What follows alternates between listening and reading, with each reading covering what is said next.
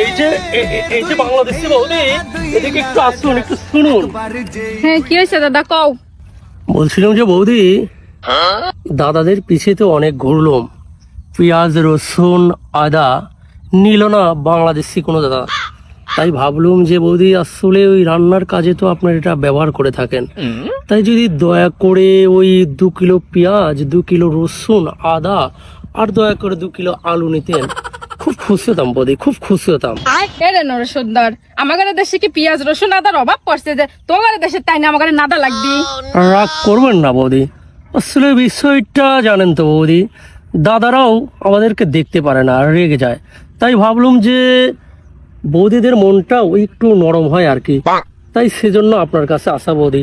আর আপনার সুন্দর হাতে যদি আমাদের থেকে পেঁয়াজ রসুন আদা নিয়ে নিতে দেন, তাইলে ওই চেটে পুটে খাবে দাদা। আর সবচেয়ে বড় কথা জানেন তো বৌদি, আপনি না মাশাআল্লাহ কিন্তু অনেক সুন্দর আছেন, কিউট আছেন, বুঝতে পারলেন কিনা? ও তাহলে এই কথা না, আমি সেই সুন্দর না, আমি সেই সুন্দর। বৌদি আসলে আমাকে খুব পছন্দ করে ফেলছে জানেন তো। ওরে নরসুন্দর, লুচ্চে লুচ্চে মগর বেড়াইছে ওই জায়গা। প্লিজ আমাকে ক্ষমা করে দাও, প্লিজ প্লিজ আমাকে ক্ষমা করে দাও, প্লিজ প্লিজ আমাকে